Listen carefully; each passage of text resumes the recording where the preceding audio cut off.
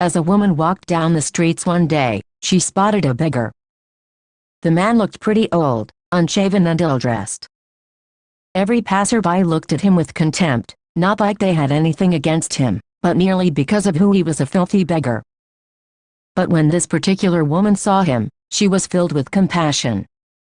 The beggar was improperly dressed for a weather so cold. Precisely, he wasn't dressed by wrapped up in what looked like a coat from a very old and not so warm suit. She kindly asked the man, "Sir, are you all right?" The man looked at the woman, who, clearly by her appearance, was a demonstration of what people from a wealthy background looked like. The old beggar thought that she, like every other person, was mocking him. "Leave me alone," he growled. The woman did not move. Instead, to his surprise, she smiled at him and gently asked if he was hungry. "No, I've just come from dining with the president."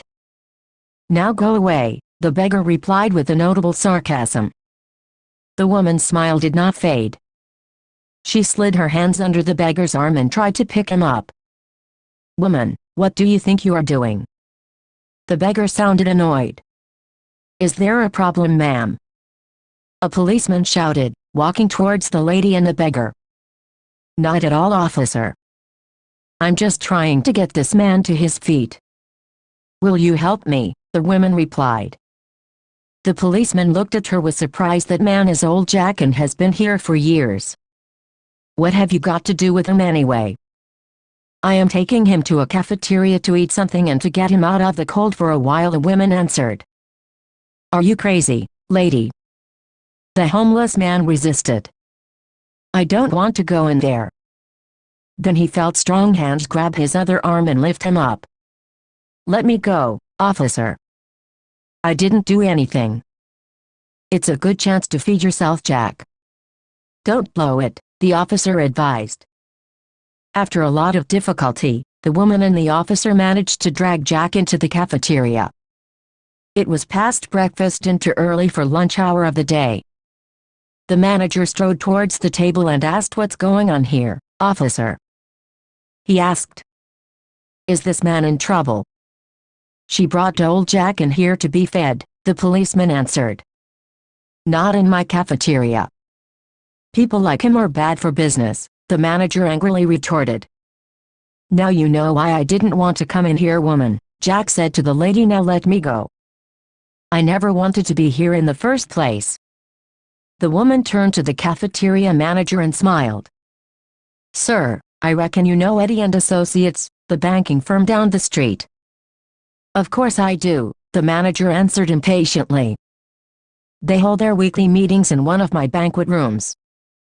And I guess you make a good amount of money through those meetings." "Why does it concern you, anyway?" "Because I am the CEO of the company," the woman replied, showing no sign of pride in her statement. "Oh," it was all that the manager managed to say. She looked at the officer. "Would you like to join us in a cup of coffee and a meal, officer?" "No thanks, ma'am," the officer replied. "I'm on duty." "Then, perhaps, a cup of coffee to go?" "Yes, ma'am." "That would be very nice." "I'll get your coffee for you right away, officer," the manager immediately replied. "You served him right," he said. "Oh, believe me, officer, that was not what I intended. I have a reason behind all this." She stared at Jack intently, and asked Jack, "Do you remember me?" Old Jack examined her face. "Well, you do look familiar," he thoughtfully added. "Do you remember a cold and hungry girl who frequently visited this place when you worked here?" The woman asked. "She has perhaps grown old, hasn't she?" The officer looked surprised. He couldn't imagine this fine-looking woman as a poor and hungry woman. "I had just graduated and had come to the city looking for a job. Didn't find one for a really long time. I was running out of cash and had been asked to vacate my apartment too. I lived on these streets for days. It was the cold month of February, I still remember. And that's when I found this place and walked in hoping to find eatable my little budget could afford." Jack's face suddenly lit up. "Now I remember you. I used to be at the counter. You came up and asked me if you could work for something to eat. I said that it was against company policy.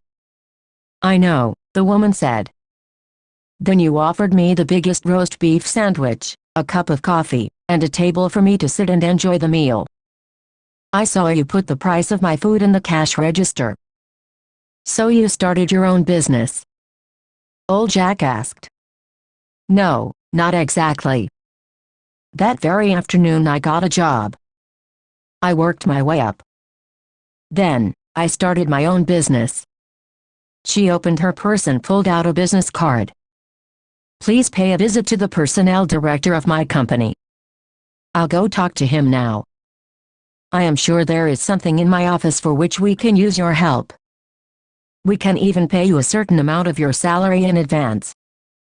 Fighting back the tears, Jack asked, how can I ever repay your kindness? You don't have to, the woman answered. Thank Jesus. He led me to you. Thank you for all your help, officer, she said to him as they both walked out the door. On the contrary, Ms. Eddie, thank you. I saw a miracle today. And of course, thank you for the coffee. She frowned. I forgot to ask you whether you used cream or sugar. That's black. I do use cream and more sugar than what is good for my health, he replied. I'm sorry, she said. Please don't be.